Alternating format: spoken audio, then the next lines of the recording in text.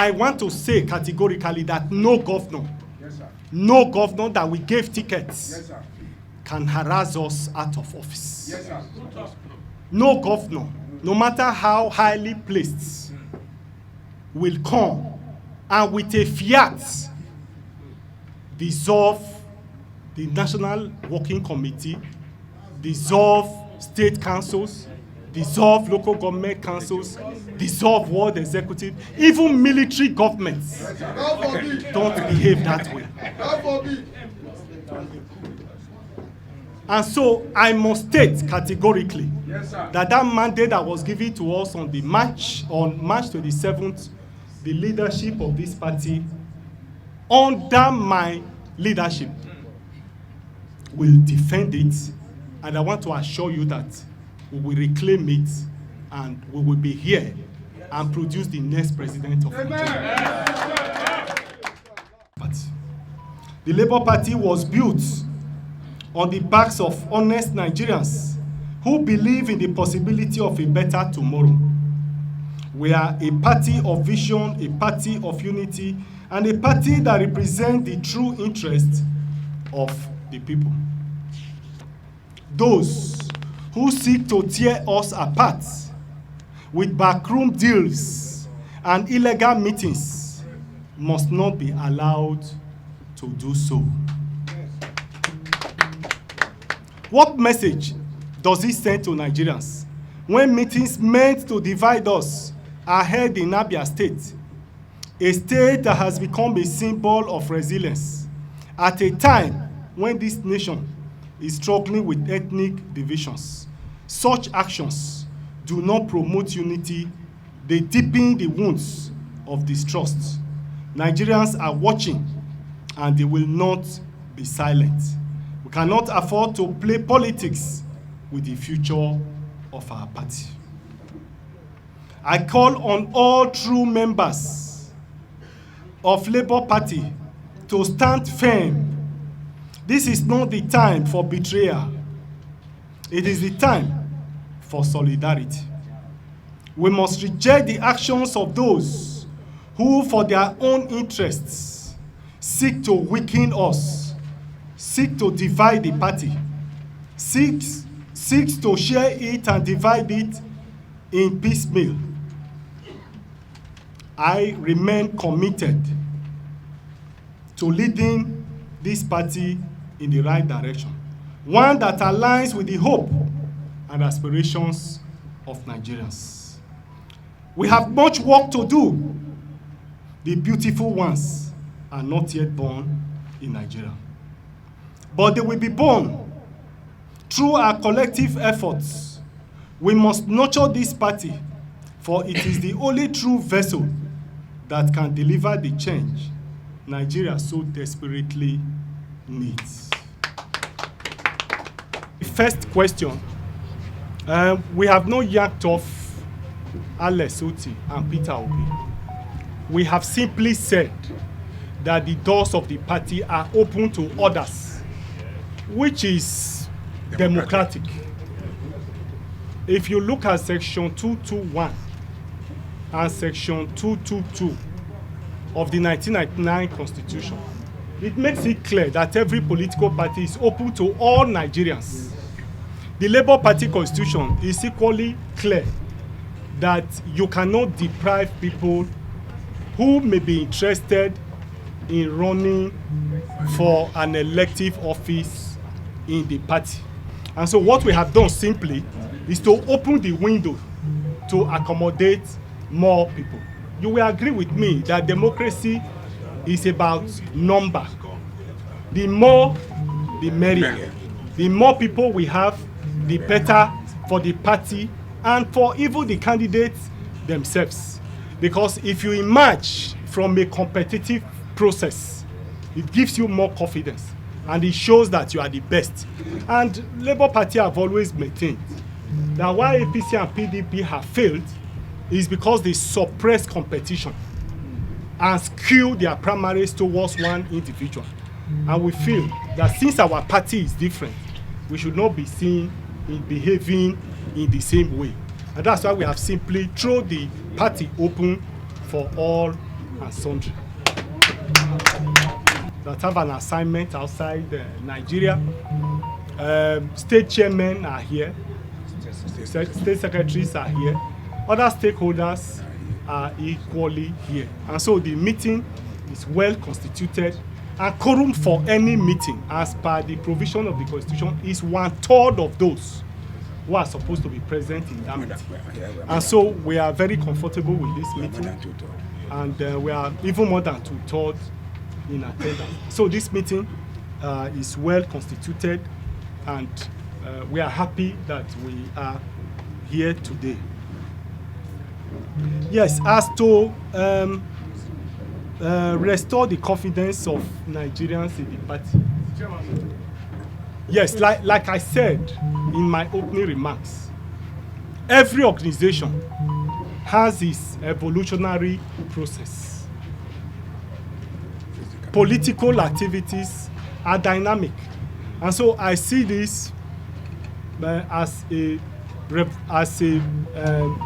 period of trial for the party, as a period that the party is having challenges. It's an evolutionary period for the party. I want to believe that it's a passing phase, and I believe that the party will get over this phase and will be stronger and better. And I want to say clearly that comparatively, the crisis in this party, when compared with others, you will agree with me that ours is relatively better than others. So I must assure you that Nigerians will see this as a process that the party needs to go through, and we are going through them, and I'm sure that this phase will be out of the party very, very soon. You will agree with me that this party has been under attack since after the general election. We've had one crisis or the other, but I'm happy that we've been able to surmount those crises, and I'm sure that after this one, we come out stronger and better. As to being afraid whether we'll lose the governor of Abia State and PO, like I said, the party is dynamic. Like I said, this process is evolutionary period for the party. The party is growing and is still growing, and we believe that all of this will make the party stronger and will make it better.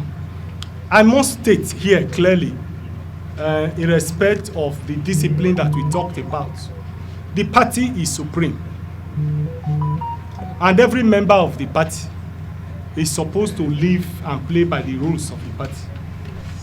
Nigeria is in comatose, Nigeria is in trouble because we don't obey rules, because we have a lot of, there's no discipline, financial discipline, attitudinal discipline, and whatnot in the country, and that's why we are where we are today. And if we are saying that Labour Party will make the difference, we are determined to really and truly make that difference, and that difference must start from us, must start from the way we conduct ourselves as a party and as members of the party. As to what kind of disciplinary measures that we'll take, I think it is too premature for us to be answering this question. The constitution of the party is clear. Like we said, we already have disciplinary committee in place. It will be prejudicial for me, it will be unprofessional for me, and will not be good for me as a leader to preempt whatever decision other people may want to take, or the organs of the party may want to take. And so for me, I feel that that is still too premature. The unfolding events will determine the decision that the party will take.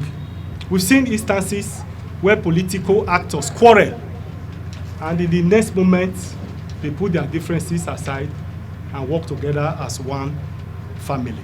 And therefore, for me, as we move towards the bridge, we'll definitely cross the bridge when we get to that bridge. Chairman, sir, please. Something is very germane here, sir. It was in this particular hall we presence of our state chairmen, our state secretaries. Let me specially welcome our guests, stakeholders, and some elected officers who are here present today. We decided that we are going to have this NEC meeting, and we've just concluded our deliberations. And for the purpose of the press, because we appreciate that today is Monday and you'll be very busy, and so we have decided to abridge the program so that we can address the press, and so that you can go about your other lawful duties.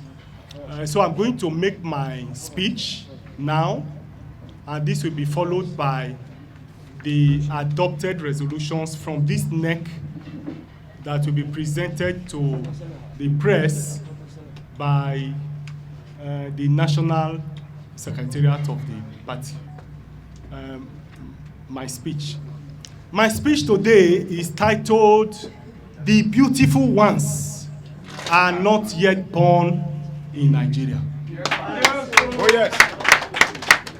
A speech delivered by Barrister Julius Abure to the National Executive Council NEC meeting held on the 9th day of September 2024 at the national headquarters of our party, the Labour Party.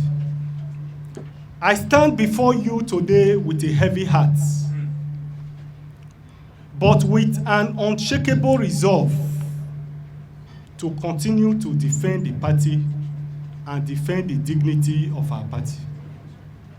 I stand not just as your national chairman, but as a guardian of the principles that hold our great party together.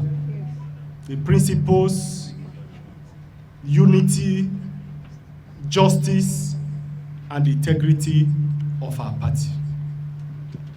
We are at a critical moment in the life of our party. Recent events have shown that those who should stand with us in the fight for a better, restructured, organized, and united party have chosen a different path. A path not of unity, but of division. I speak of course, of the illegal gathering that took place in Abia State, an attempt to create a rift within our party, led by no other than His Excellency Peterobi and the governor of Abia State, Alex Chioma Otti. This meeting held without the authority or consent of the National Executive Council and sought to install a so-called new leadership. Let me be clear, this action was not just illegal, it was a betrayal of everything the Labour Party stands for.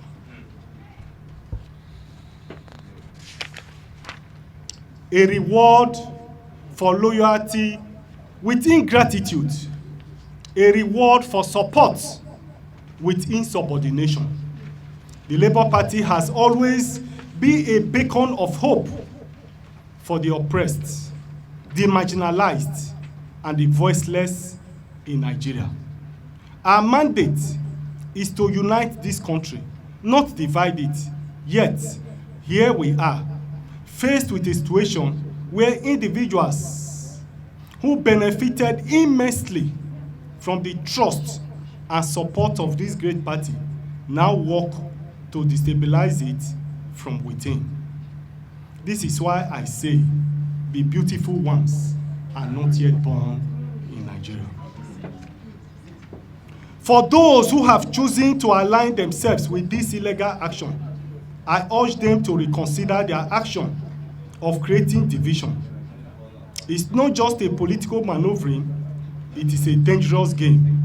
A game that, if allowed to continue, we dig a hole too deep for us to climb out. Division within the Labour Party is division within Nigeria. And make no mistake, the consequences of such action will not only affect the future of this party, but the future of those who want to run election under the platform of this. I have watched with astonishment a viral video where the governor of Abia State, His Excellency Dr. Alex Otti, stated that he was told by INEC that Edo and Odo elections for Labour Party are in jeopardy due to my mismanagement of uploading polling unit agents. In my usual way, or in my usual style, I would not have responded to the statement. But for the records and for the manner in which that video have gone viral, it is imperative on my part for the future for us to put the records straight.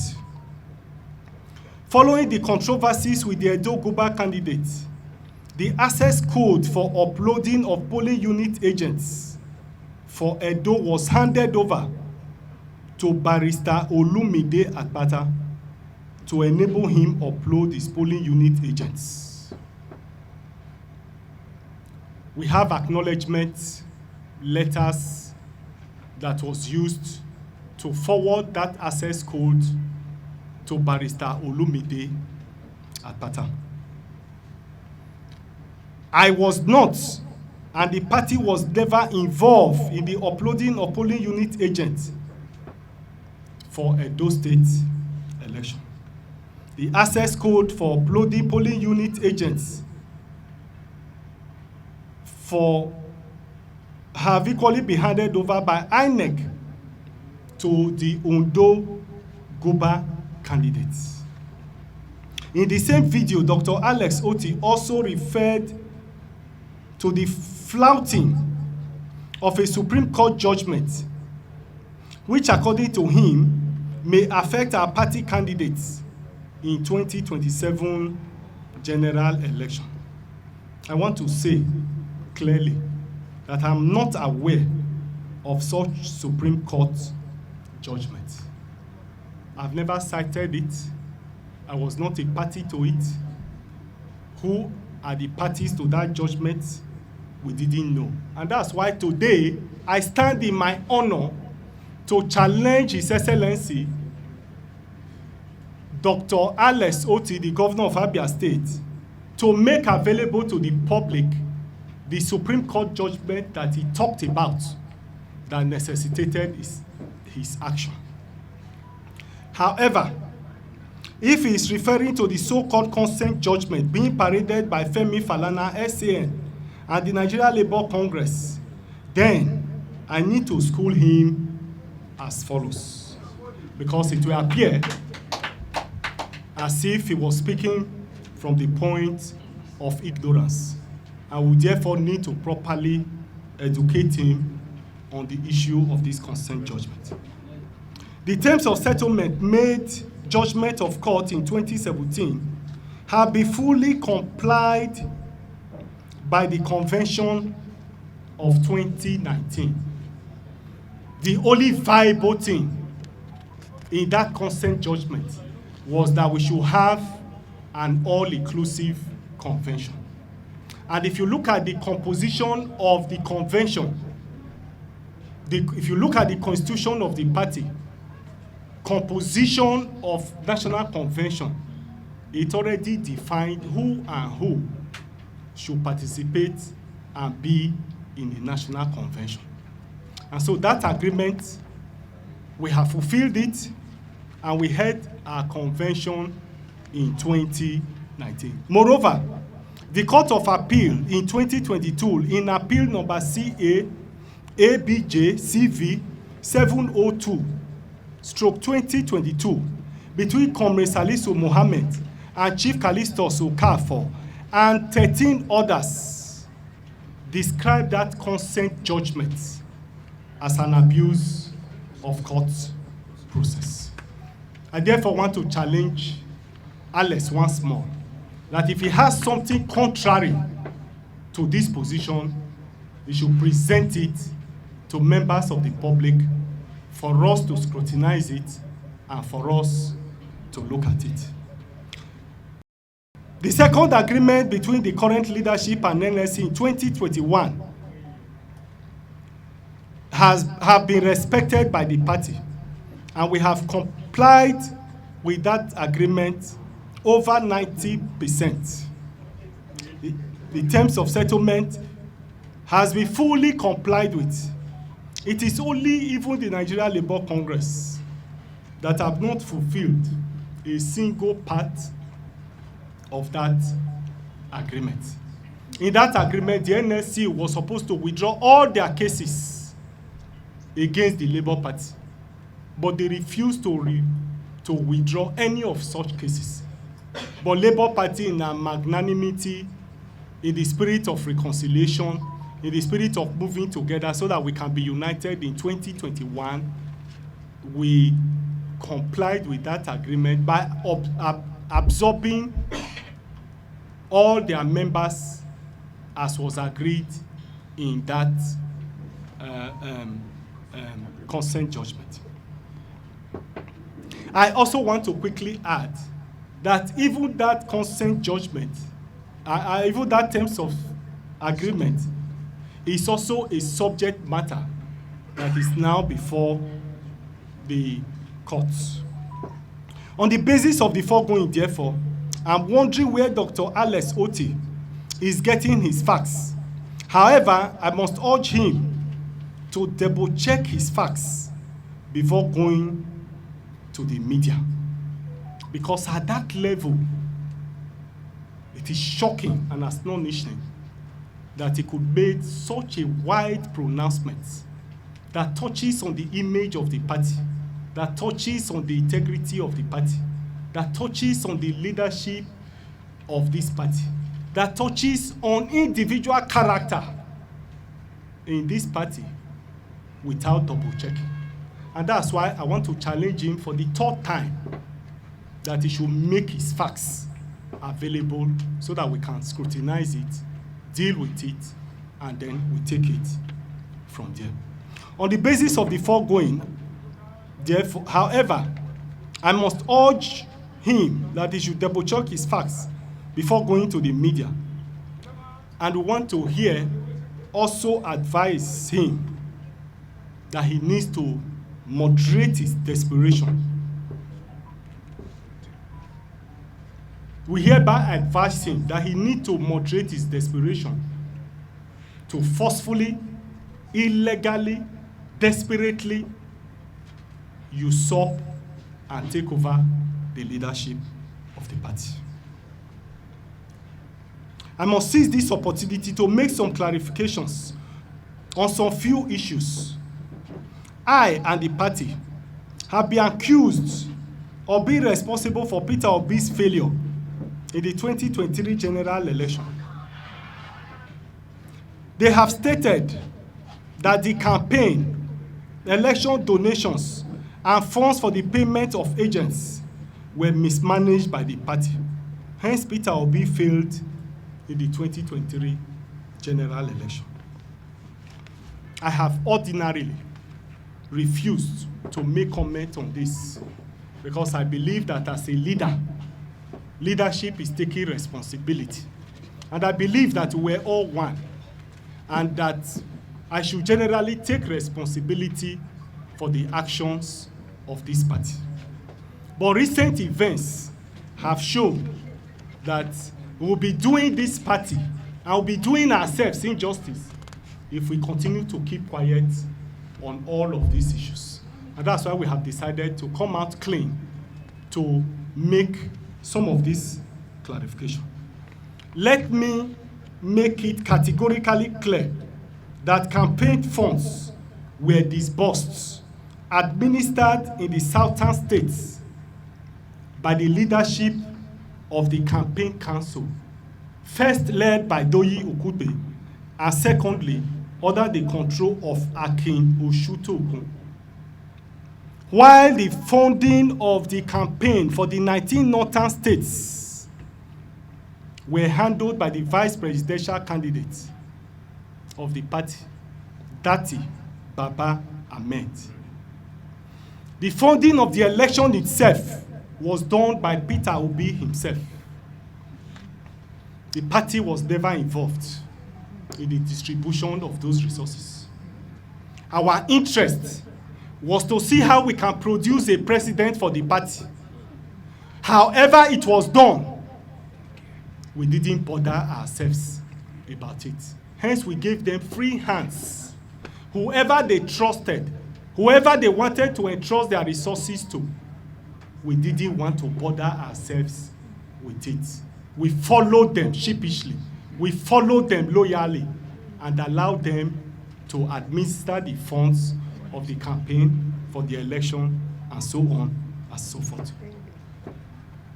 As per the donation, the party was not involved in the collection of any campaign donations.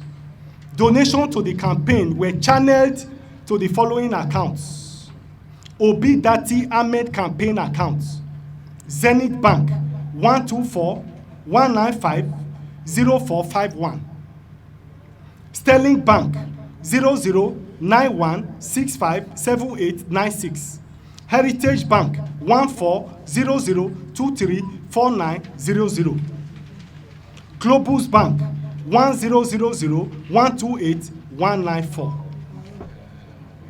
The signatories to these accounts were Aisha Yusuf and Pastor Itwa Iwodalu. They were equally responsible for the payment of polling unit agents. The party did not even bother to pay its agents. We handed over the list to the campaign council and to those who were administering these funds to pay polling unit agents that worked for the presidential election. Consequently, it is mischievous for any person to accuse me and the party for mismanaging of these funds.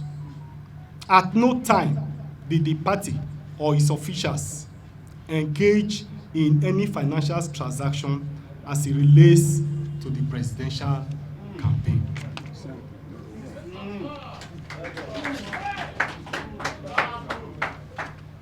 At this stage, it will be safe for me to conclude that I and my colleagues at the level of this NWC was elected in the convention of our party held on the 27th day of March 2024.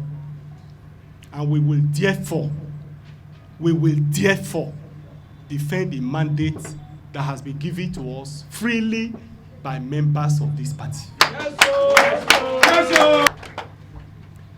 Together, we will continue to build this party onto a formidable force, one that truly represents the interest of Nigerians. And I must say again and again that the beautiful ones are not yet born. But their birth is near. Yes, sir. And it will be through the Labour Party, yes, sir, that they will rise, yes, sir, and lead this country to El Dorado. Thank you and God bless you.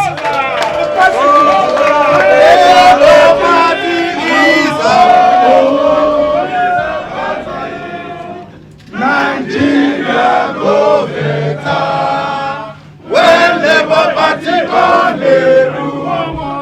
Labour Party is our